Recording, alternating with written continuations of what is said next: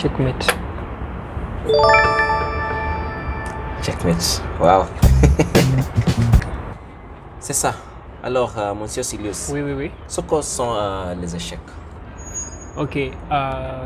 Les échecs est parmi les jeux de société. Donc, aux échecs, nous avons deux parties, comme vous voyez.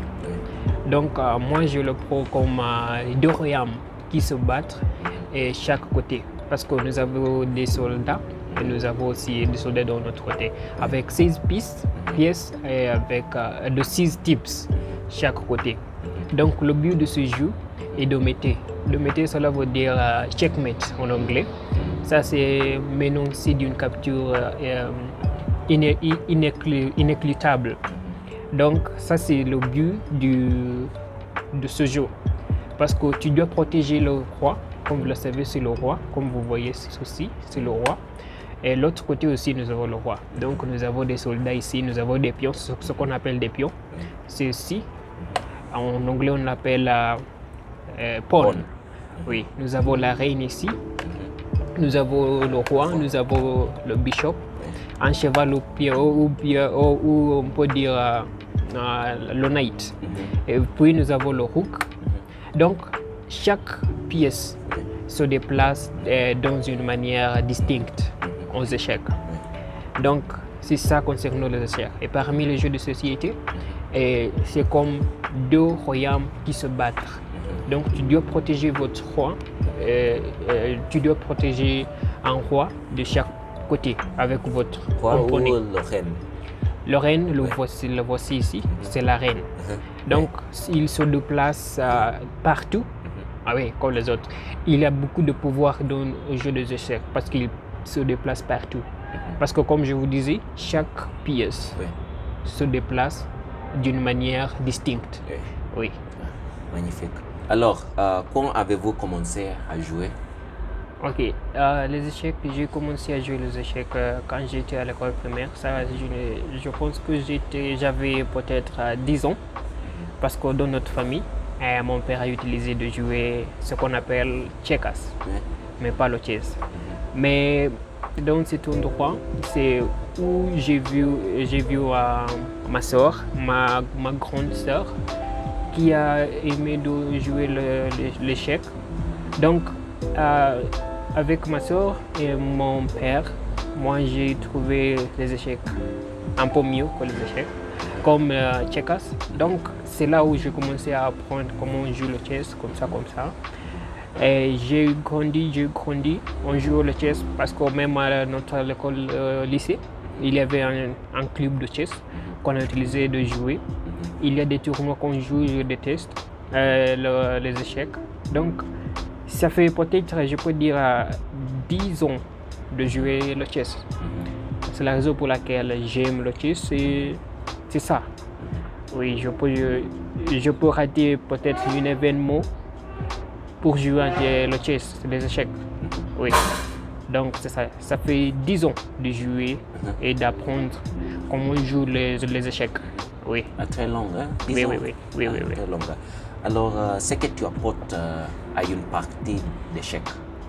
Ok, quand je vais peut-être dans le tournoi pour jouer aux échecs, ce que je porte, c'est juste mon sac qui porte un chéquier. Ça, c'est le chessboard. Et puis, c'est seulement en servant votre esprit, comme la détermination.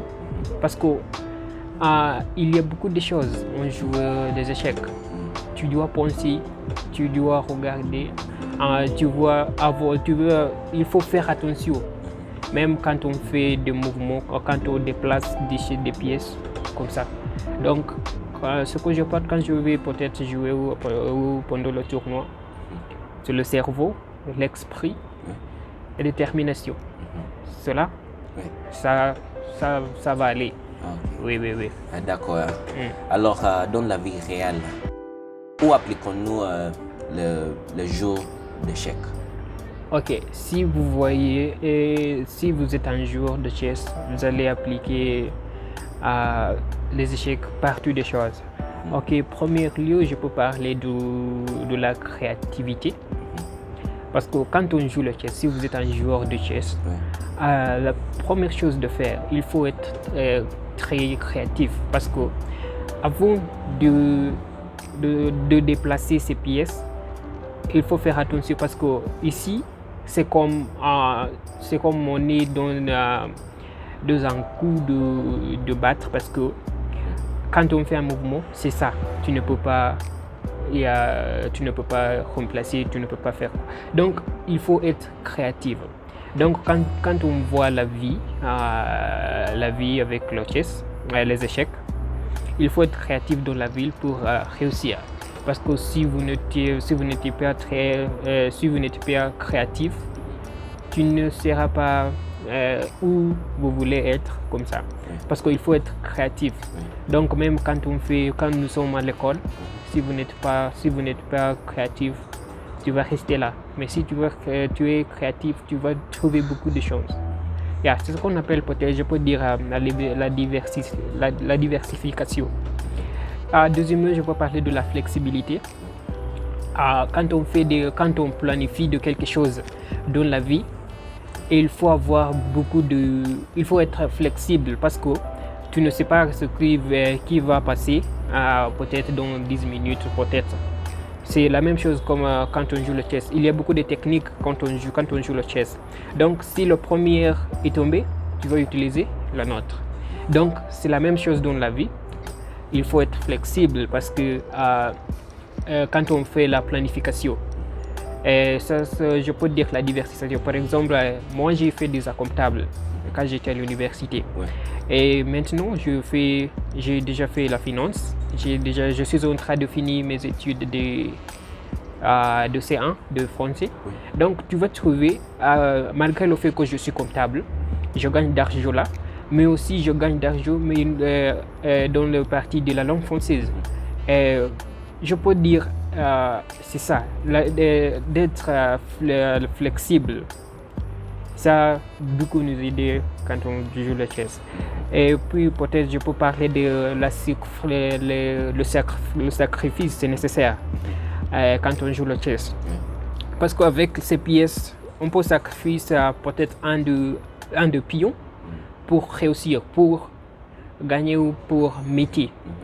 Donc, c'est la même chose dans la vie. Peut-être j'ai beaucoup d'amis, je peux parler, j'ai beaucoup peut-être des amis, mais avec ces amis, on est juste là, on ne peut pas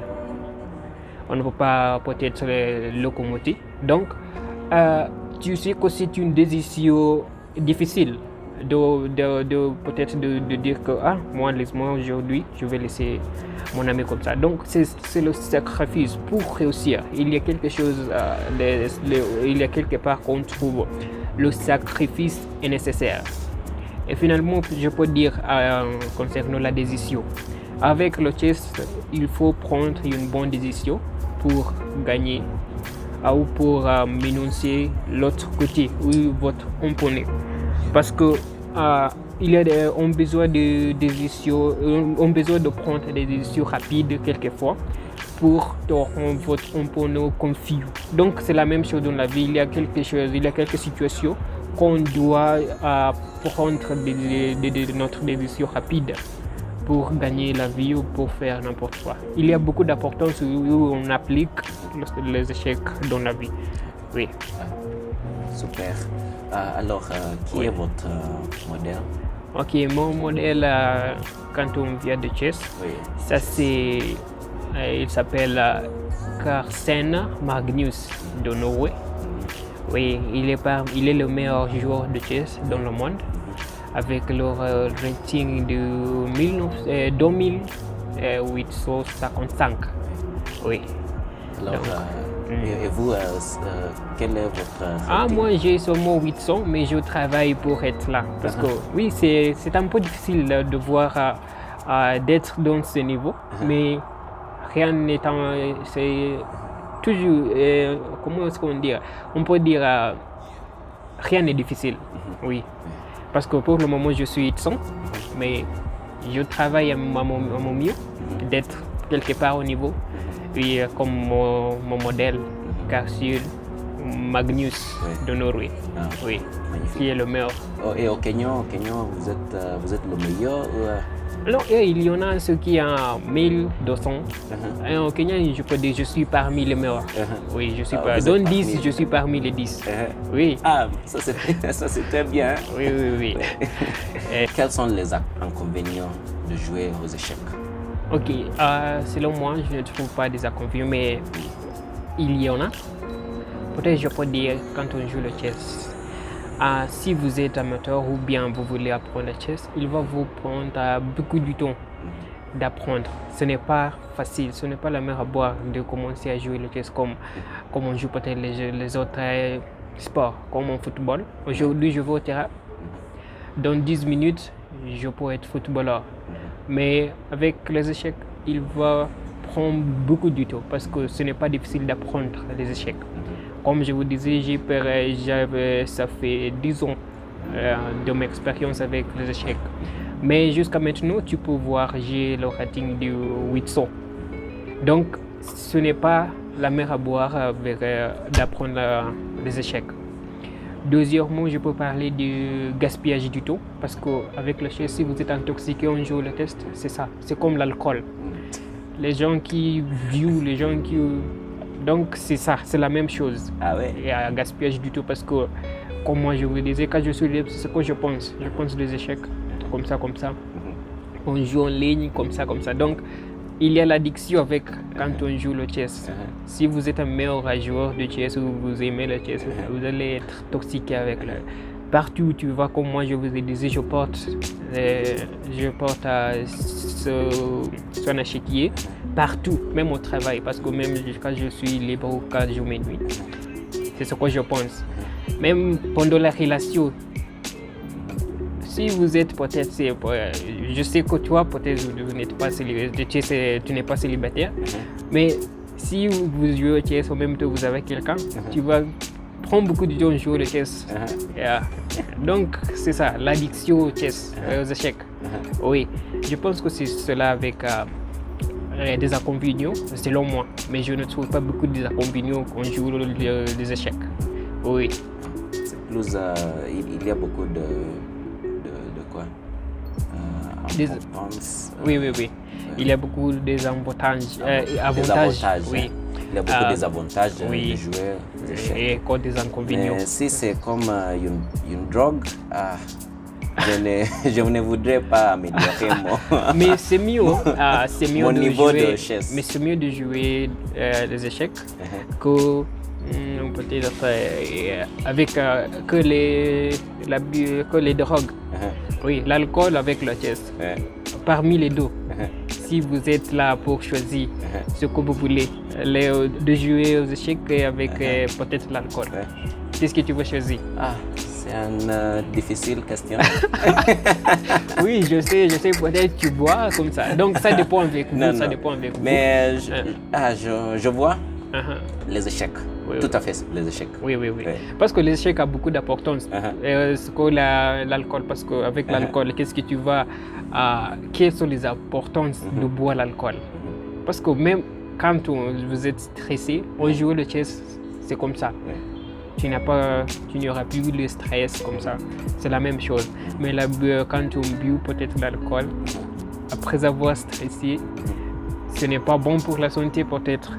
Donc, l'acide, on parle de l'acide. Oui. Donc, moi, je peux encourager de jouer aux échecs. D'améliorer. Et puis d'améliorer. Oui, parce que c'est un bon jeu, le jeu de société. Oui. Tout le monde ne sait pas comment on joue le chess, mais le football, tout le monde. Le foot est populaire, tout le monde peut jouer. Tu mens qu'on peut jouer, on peut savoir jouer au football dans 10 minutes. Oui. C'est pas ça. Oui, c'est ça, parce que comme moi je vous disais, quand j'étais en cours de faire l'interprétation, nous étions avec l'équipe du Cameroun. Moi, je ne sais pas comment on joue le football très bien, mais quand nous étions au terrain, on faisait la répétition pendant l'entraînement. J'ai joué le foot, même j'étais un gardien de but, défenseur, n'importe où je peux jouer le football. Oui, Mais ce n'est pas comme le chess. Hein? Ce n'est pas comme le chess. Ah, vous Tu étiez vas- notre Mbappé. Oui. J'étais Cristiano Ronaldo. Moi, je suis un fanat du Manchester United. Oui. Euh, il y a beaucoup de désavantages de jouer aux échecs. Alors, notre téléspectateur, ouais, il faut savoir jouer aux échecs. Voilà, c'était l'histoire de Monsieur Silius. J'espère que vous avez appris tant de choses. C'était Chitchat. Stay tuned.